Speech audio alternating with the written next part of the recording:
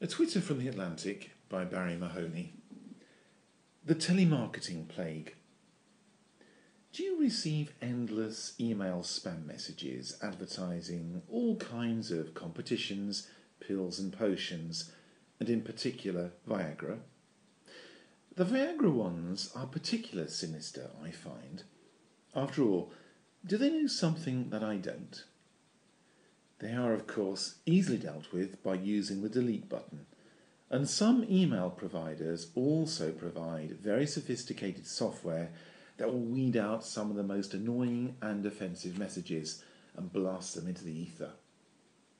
Sadly, it's a fact of modern day living that most of us are bombarded with all kinds of advertising, junk mail, and unwanted phone calls.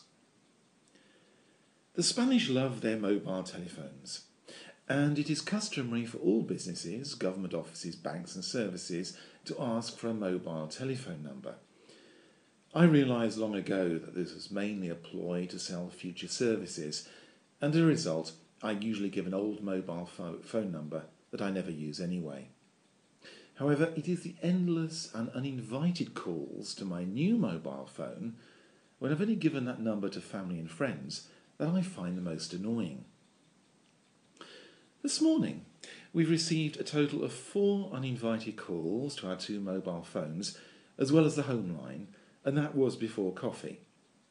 Be it the beast Telefonica, Movistar, Vodafone or Orange, the result is always the same. After a few weeks with a new mobile phone company or landline number, the calls begin.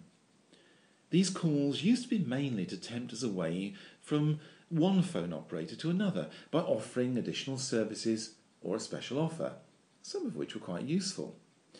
Now I find that these numbers are sold on, and most calls are now advertising lotteries, asking me to take part in a so-called survey of some kind, offering a range of financial and insurance services, as well as some offers of a very doubtful nature. Not only are these calls annoying, but also they can be very distracting when working or driving. These calls must be a particular problem for the elderly or sick, particularly when received very late in the evening. I always used to answer my mobile phone in Spanish. This, I thought, was the very least I could do when living in Spain. However, I'd find myself drawn into an endless and confusing conversation about various products and services that I had no intention of buying or had the time to listen to.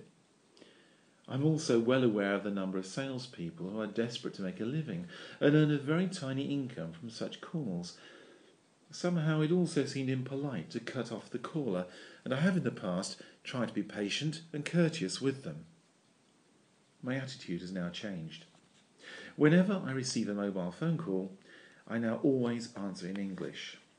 There's usually a brief pause, and as soon as the caller realises that I'm not Spanish or unwilling to speak in Spanish, they cut off. Problem sorted.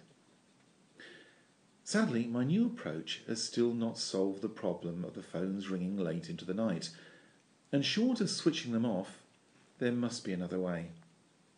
I've tried calling the mobile operators, requesting that my numbers be removed from their calling lists, and their unbelievable response was that it is not possible to do this in Spain. Unlike the mailing preference service for post and the ease with which such telephone calls can be blocked in the UK, this seems to be a real omission in consumer rights in Spain. If anyone does know how to block these endless calls, do please let me know. If you enjoyed this Twitter, please have a look at my website, www.barriemahoney.com. Thank you for listening.